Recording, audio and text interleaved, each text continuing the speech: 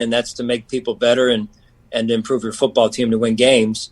But I think that's a mistake a lot of people make, is feeling like they have to be someone that they're not or change because they're a head coach. And yeah, there is some of that adjustment that has to go with the job. But at the end of the day, you got the job because of who you are, and you gotta be yourself. Hey, that big ass hat you wear. Oh, cover that bald ass head you got. I mean, that thing. I don't know what you're talking about, man. Do they sell those? They should sell them. I thought about buying one immediately upon seeing the picture of you out there. I mean, it was awesome. Your team was so impressive this year. And then obviously you talked about it in the AFC Championship game. You got a front row seat. What is it about that Chiefs team? And how is it? Because we talk about it every day. Okay, Patrick Mahomes and the Chiefs, they have somehow, and I'm sure you guys have asked this question privately, they have signed everybody on their team to a long-term deal somehow, it feels like. They've been able to keep everybody in the building. It makes no sense. But that's in the AFC, and I would assume you guys know, like, okay, we're going to probably have to run into them for a while. I was a part of the Colts team that Peyton and Tom were running into each other every single year. This year, the storyline in the AFC was one that, hey, this is probably going to be a matchup we're going to see for some time to come in this entire thing. What is it about the Chiefs, and how do you think, were they the same team from years like last year, you think, this year? Well, I think every team changes year to year, as you know, Pat, and I think it all starts at the top with Andy Reid. They've got great leadership, a great coach in Andy. I've worked with Andy for 12 years in Philadelphia, and having that continuity along with Brett Veach, their GM, it goes a long way. In terms of sustaining success, not just having it for 1 year or two. And so they've been now to 3 AFC Championship games and 2 Super Bowls in a row, and very close to being 3 Super Bowls in a row. And I think that's really where it starts. And then signing and re-signing, key players is obviously a big part of it to keep your core together and then build around your core. Andy Reid and Veach seem to be on the same page. And I think that's a conversation in the NFL that doesn't happen enough. Like, hey, the coach and the GM need to see the team the same way. And it doesn't always happen. And normally, by the way, it gets exposed and it doesn't work. And it's just kind of the way it is.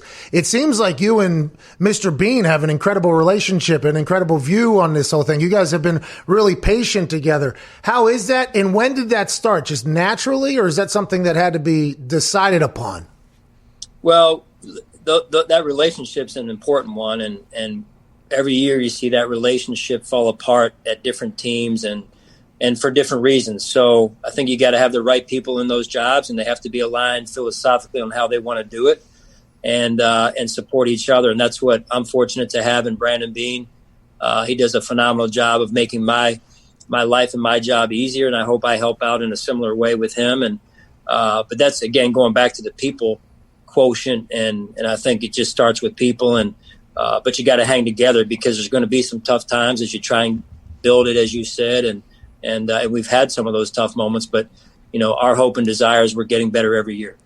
Coach, do you guys hear, back in the day, the old cliche was, hey, don't read the press clippings, okay? Don't do it. Just keep it out there. It's impossible now. It is absolutely impossible now, for players at least. For you, how much of that stuff do you hear? I would assume you don't live completely under a football rock. I mean, you might, but there has to be some stuff that you hear from outside.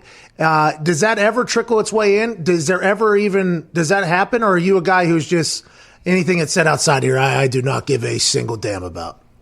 Well, I don't go that far, but I think you do have to have an element of discipline in this role, in this job, and the same with the GM job. So, as I think it was Bill Polian once said, if you spend too much time reading what they're saying about you, you're going to end up sitting next to them. So, I try and be respectful but everything in moderation. I think that's the key. And there does need to be an element of discipline to get yourself at least through the season, because it's a journey, as you know, right? There's going to be every year, whether you're in the Super Bowl or not, it's a journey, and you're going to have some highs, you're going to have some lows and challenges, and it's really, to me, a test of how long a group of people can hang together, and that's a key piece of it. Yeah, it's hard. It's hard to win games in the NFL. That is one of the oldest cliches of all time, but it's real. And you see a lot of teams that are very talented that lose.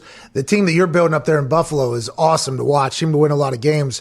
I'm kind of bummed that Bills Mafia didn't get a chance to, do anything awesome this year, especially with the squad. Next year, obviously, let's assume Okay, let's assume that the smart people of our society figure it out and get us to be able to do the whole thing so we can all enjoy things again. But Bills Mafia back in that stadium with the team you guys have, that has to be something you look forward to, especially with that airport arrival group that was sitting out there. What a legendary fan base up there.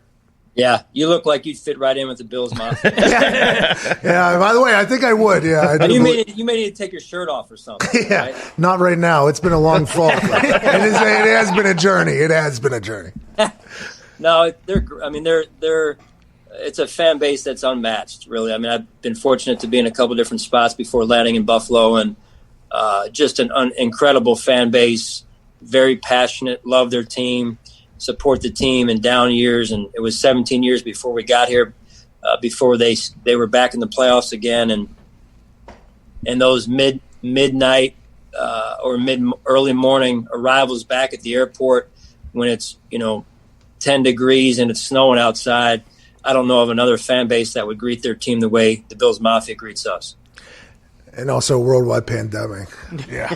I mean, add that in there too. But that was awesome. That was like one of those things you watch and you're like, that had to be such a cool moment. Just that whole arrival thing. Last question. The boys have some questions for you. We appreciate you stopping by today, man. I very much appreciate this. Will you watch the Super Bowl? And how will it be something like, will you be at a gathering? How will players, a lot of players that I still talk to that are in the league, do not care about the specific thing. We'll watch highlights. Maybe if they're around, they'll watch it, but nobody. Do you watch, especially with how close? I mean, here we go. The Bills Mafia can taste it, at this point. Yeah. I mean, I look at it every year the same. I try and watch the game, and learn a little bit. I love to watch the game unfold. It's as big of a stage as there is in our business. And, my wife knows that I really don't, look forward to going to Super Bowl parties because not me. I don't like to be bothered during the Super Bowl because, again, I think it's an opportunity to watch the game being played the right way at the highest level, and you can learn from that. We can all learn from that. So, but yeah, I'm not a big Super Bowl gathering guy. But I do plan on watching it. Decision making in those massive moments. Do you consider yourself more of an aggressive guy, analytics guy? At what point do you have somebody in your ear from the sky that has an entire database of the exact yardage with the wind and everything like that on what you should do? How about those decisions in those big moments? What all factors into those types of things? Yeah, that's a lot of information to process in a short amount of time. I think any head coach would tell you that. I'm probably a little bit of both. I mean, I do listen to analytics. At the end of the day, trust your gut. I think it's the way to go. But we do put a lot of work into it leading up to the game, and then during the game as things change throughout the course of the game. But I got a great staff that helps me here, and overall we've been known to be pretty aggressive, and that's how I like to play it overall. And no situation's the same, but we always look to grow from every situation that we've had and build a good inventory going forward. So that's a big part of the game, as you know. Those analytics are crazy. I couldn't even fathom a new one popping into my ear. Hey, I want to let you know in this particular situation, it is actually 7.4% chance higher that you're going to. I mean, I couldn't even. All right, should we go or not? That one boy, I couldn't even fathom that. And that's why I'll never be a head coach, which is good. Tone Diggs, what do you got? Coach, you obviously came up on the defensive side of the ball, and every single year that you've been a head coach, your defense has been ranked higher than your offense. Especially last year, you guys had one of the bbest in the league. But then this year, it seemed like the offense may have carried the team at some point during the season. How different was that for you? Yeah, that was. I mean, listen, I don't want to say it was intentional, but we made it a point this offseason prior to this year to go out and say we got to score more points, and in order to do that, you've got to have weapons to do that. And Brandon went out and got Stephon Diggs, as we all know, and that his impact was obviously significant in year one, and so it's hard to have a balanced roster in all three phases. And we're a group that also believes in playing well on special teams, and I think we showed that with the players we added there, and the results speak for themselves there. So, listen, this is a game where you got to score points, and I believe in the coach and our coaches as a staff, but also on the defensive side that we'll develop and continue to develop a good defense around here. And so, it's at the end of the day, it's about complementary football and scoring points. When did you decide when you interviewed for the job, did you have to lay out what you thought the philosophies would be, offense, defense, special teams, overall culture when you get in there? And then does that change whenever Tom Brady leaves the AFC East and it seems like the Patriots, like what do you have to adjust year to year on what the offense, defense, and special teams are going to look like? Or is that like just an overall philosophy thing? Well, I think you start with the overall philosophy, and then you obviously have to evolve with the times so the game doesn't pass you by. And but listen, I learned I had to build a pretty good foundation and learned a lot being around Andy years ago, and then Ron Rivera in Carolina. So whereby I was able to kind of come up with what I think is the right approach. And if you study the game, even though it does change and evolve over the course of time, the game still in some way stays the same. And so philosophically, I think there's a lot of defensive head coaches out there that, want the best defense. And we certainly want a good defense and the best defense we can have. But you also have to be able to score points to win games. And I like winning. I like scoring, 20, 30 points, whatever we can score. And I think there's a lot of defensive coaches that like winning 9-7. And that's a hard life to live over the course of time. We could be enjoying this much more. Okay, we could be enjoying this much more. Right. I had a coach that once said, it was right before a game, he would sit down next to me and Vinatieri, and we would just have I feel like he was coming to us potentially just to lighten up for a little bit or whatever, like we have nothing really going on in warm-ups. We're out here to kick balls, okay? We get it. We're pretty prepared at this moment. And this coach would walk over, maybe a little stressed or whatever, but also I don't think anybody else would talk to him. And the first time he sat down, he said, just trying to score one more point than the other team. And Vinny goes, can we not try to get 50 more than the other? Like, hey, this would be a lot more fun, for all of us here if we try to score. And either in the fourth quarter would be nice. Oh, man. Tom Brady, let's talk about him. Just got mentioned there.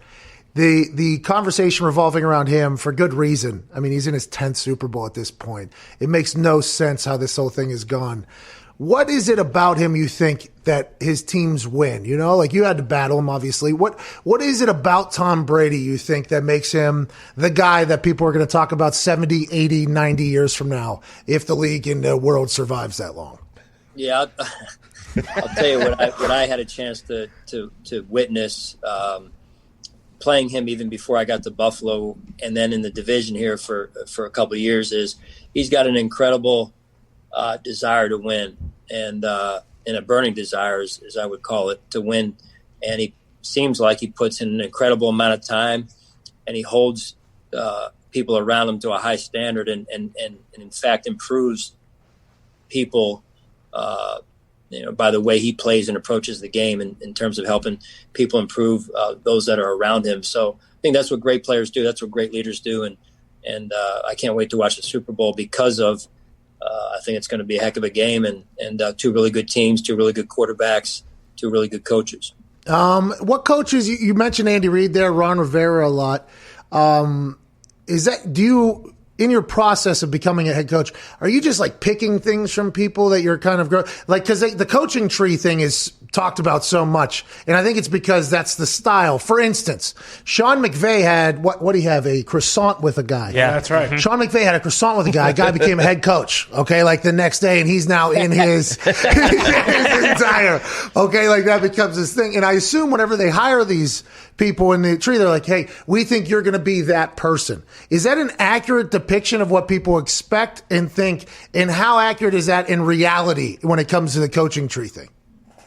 0% accuracy on that, man. It's okay. Look, at the end of the day, you can be around people, but if you're not cut out for the job, it's not going to work. So you got to be around people, be a sponge, and then make it your own. And I think that's important. And the longer you're around people, the better chance you have to take the good from them and leave the rest. And that's what you got to do in the different people you're around. And as you go through your career and the different stops of your career and becoming who you're trying to become as a coach.